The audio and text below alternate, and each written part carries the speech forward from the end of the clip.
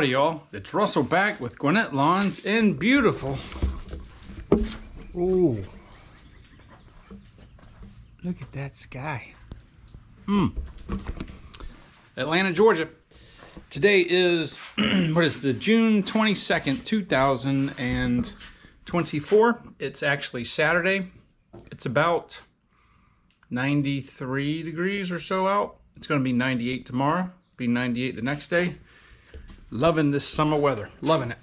Okay, so on today's video, I'm going to do a 400, this is actually 413.4 hour review of the Echo SRM, this sun's just too bright.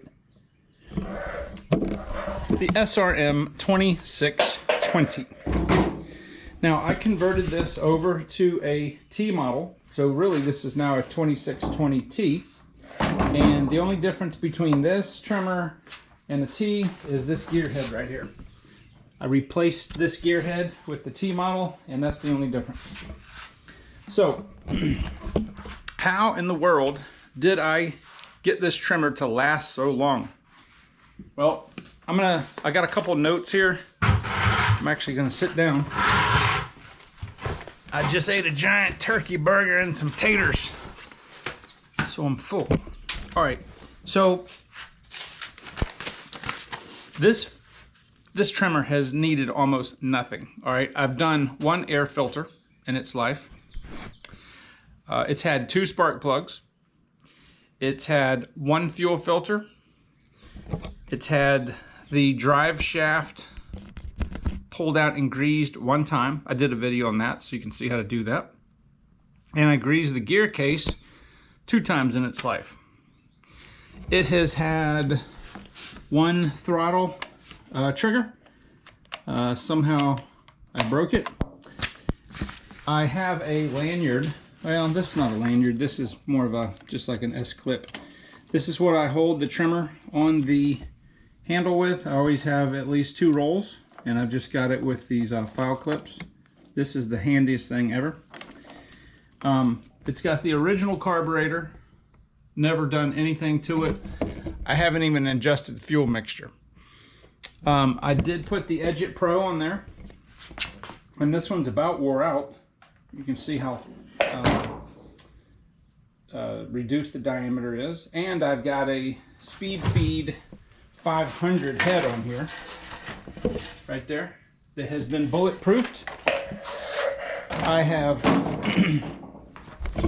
I originally had the Speed Feed 450 head on there, and I took it off when the 500s came out, and I run the low noise 0.130 line because we use this as an edger and a trimmer. So the trimmer has been phenomenal, like phenomenal. It starts when it's cold, 1 or 2 pulls, and it starts when it's warmed up, half a pull. That's all it takes. Nothing else is broke on it. I put hour meters. You saw the hour meter. I put hour meters on everything before I even put fuel in them, because I like to keep have a maintenance log of every piece of equipment. And I can't say enough good things about this trimmer. Whoops, the trimmer is, I've never cleaned it, and it's faded. It almost looks the color of like a steel trimmer now, because this trimmer sits on the trim star, and it used to sit in my pickup truck or on the trailer before I got the box truck. So it still has the original clutch. It's still got the original pull start. As you can see in the exhaust, or maybe you can't, the light is washing everything out from this, but it's completely, totally clean. The screen's not even clogged up. Let me show you something. This is what I use in every piece of 2-stroke equipment. This is Amsoil Saver. I mix this in anywhere from between 70 and 100 to 1. That's what this trimmer has used its entire life. I've never run it on 50 to 1. It's always been 70 to 100 to 1. I've kind of played around with the oil amounts in the mix just to see what it would do, and it still ran exactly the same. The fuel that I use is ethanol free, 90 octane, and that's all it's ever had. I've never put ethanol laden fuel in there. And the bulb, the primer bulb, is still nice and flexible. It's not cracked. The fuel lines are nice and flexible. If you do not use fuel that has ethanol in it, you will greatly increase the life of the rubber products in the carburetor, including the diaphragms and the gaskets and things like that. So the carburetors for these things are not very expensive, but why not just keep them going as long as possible? How long will this trimmer go? How long will it last? I don't know. My goal when I originally bought this was to at least get 1,000 hours out of it. I want to show you a trimmer that has about 1,200 hours. There is my old, that's an old Toro. It's like a power head. It's almost like a PAS system. Not a lot of power in that trimmer, but it's still got the original carburetor on it, and that thing is old as dirt. I don't really use it anymore. I can use it, but it's a great trimmer. It's just not powerful enough to do what we do. The only drawback to this trimmer is it's mildly heavy. In fact, I've got a scale right here. Let me see if the battery's any good, and we'll put it on. Okay, it is. Let me see if I can just weigh this for you.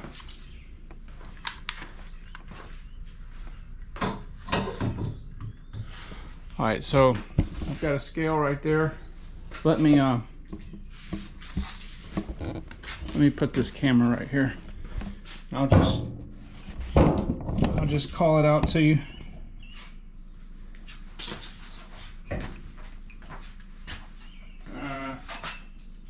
Let's see. Where can I hook this thing to? I don't know if this will work. There we go. Okay, so just as it sits, this is real weight with fuel. It's 14.5 pounds. That's pretty heavy.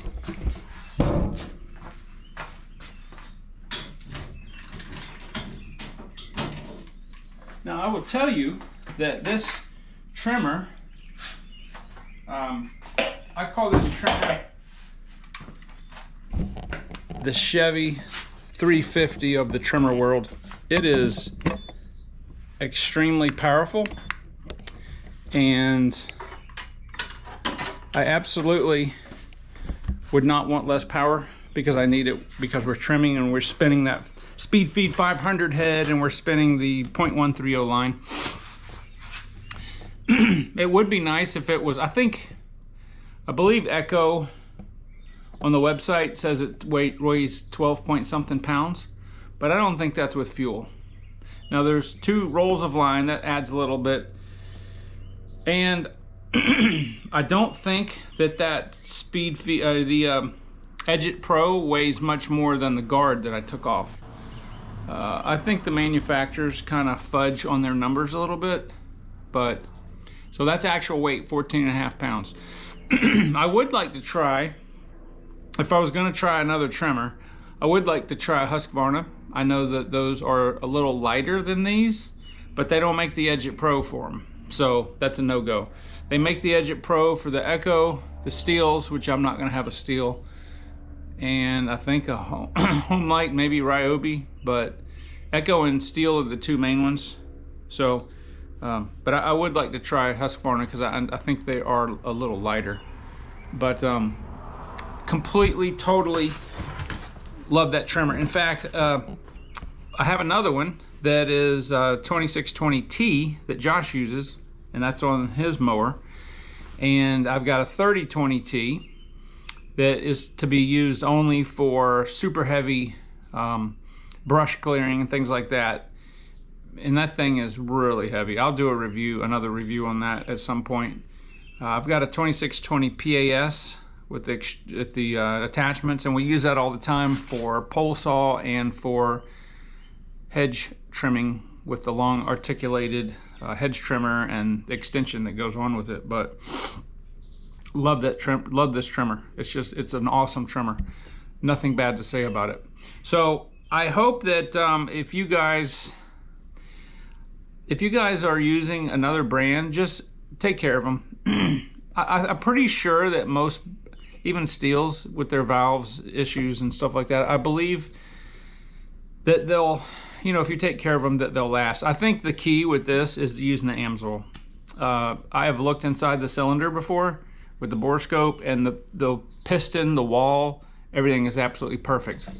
If you don't know, a borescope is a small camera that you can insert into things like spark plug holes and things like that people use to look inside engines and other, you know, behind walls and stuff like that. It's got a little TV screen on it.